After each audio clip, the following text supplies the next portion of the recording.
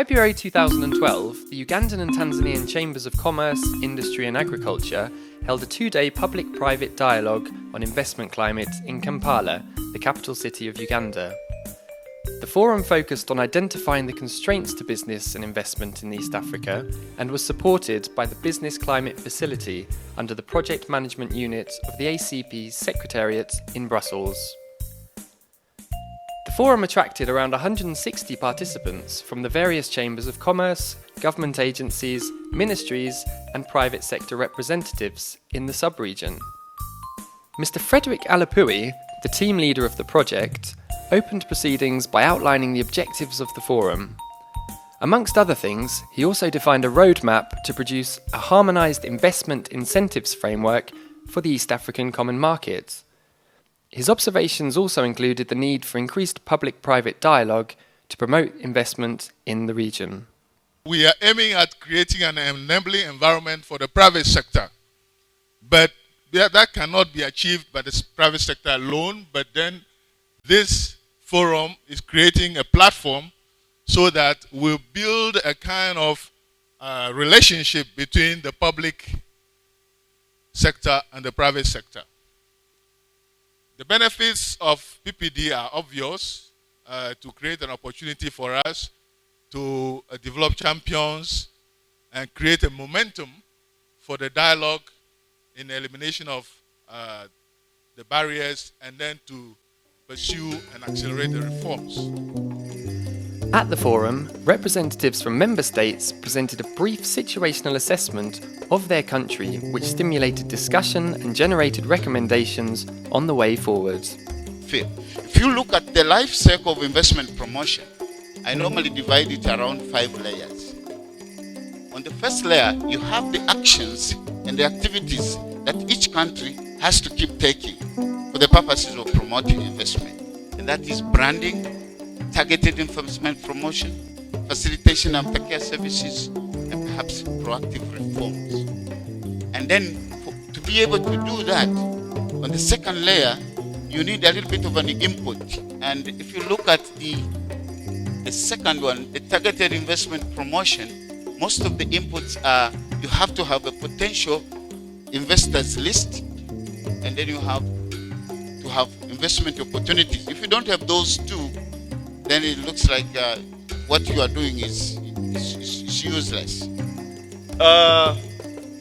The government of Rwanda recognizes the private sector as the engine of development and economic growth in Rwanda.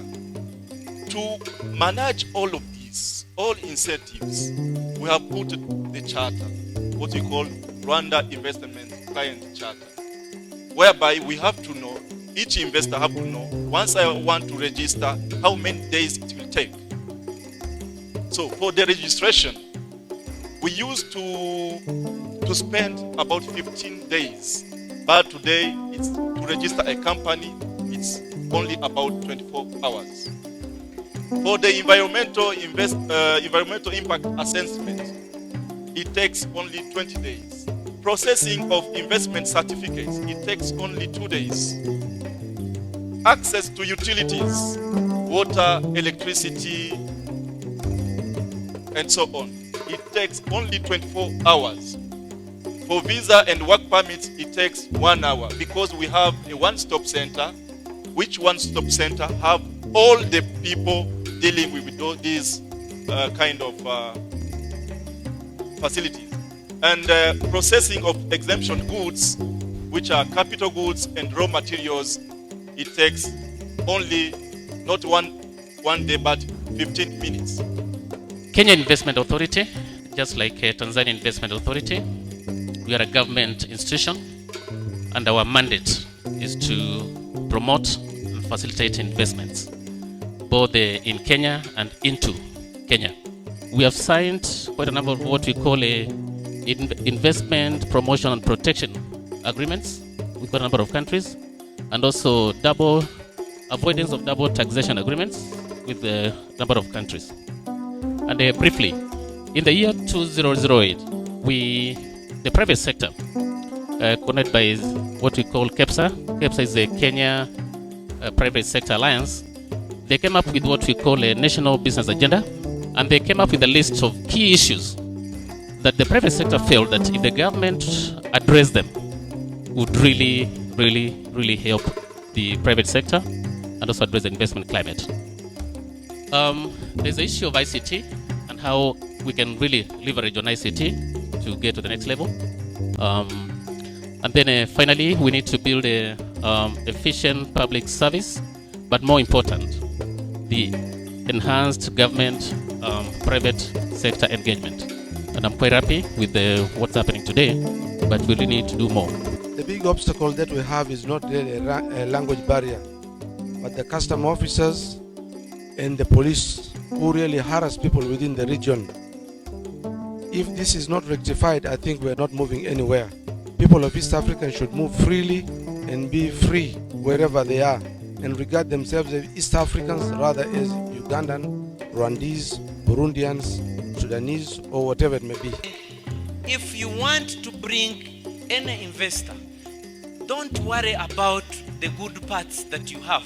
Worry about the challenges and the worst part you have, and be kind enough to inform that person honestly and say, although you are coming in my country, there is a problem of integrity and you are going to handle it.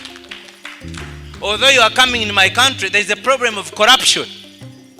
You are going to handle it, and this is the way you are going to handle it. But to paint ourselves very clean, and someone comes in, he fails, the following day he tells every chain behind, never dare come to Rwanda or to Tanzania. We have a problem. I've invested my money, now I can't move. We can think and wish, but if our political organs are not willing, then we remain stunted. And that's why I think until we can have the 5 heads of state in a summit with the private sectors like this, and we throw the ball and challenge them on what problems we have, then this forum doesn't bring us results. You have a private sector on one side, investing, interested in one thing, money. You have on the other side, the public interested in getting a piece of cake out of the investor. And to me, a framework, a good framework, is the one that either creates a balance or creates a framework or an environment where one would answer to the other. Yeah, we used to produce many different products like cotton, sorghum, tea, maize, banana, sweet potatoes, which means that agri-sector and agriculture is really the key sector where we need to bring investors. Doing his best to promote investment export, to inform investors about anything related to promote investments, to assist and support investors in general and exporters in particular, obtaining documents and every kind of important document required.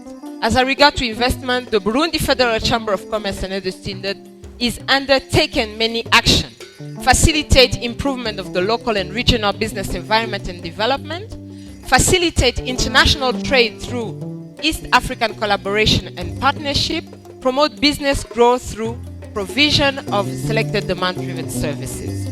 Mr. Amos Tindiebwa, consultant economist, introduced a PowerPoint presentation with the performance and ranking of the 5 partner states in the World Bank and Competitive Index of Doing Business.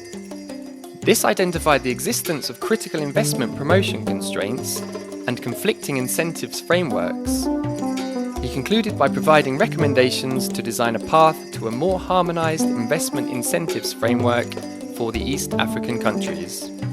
We began with diagnosis, needs assessment, and priorities for investment in ESC.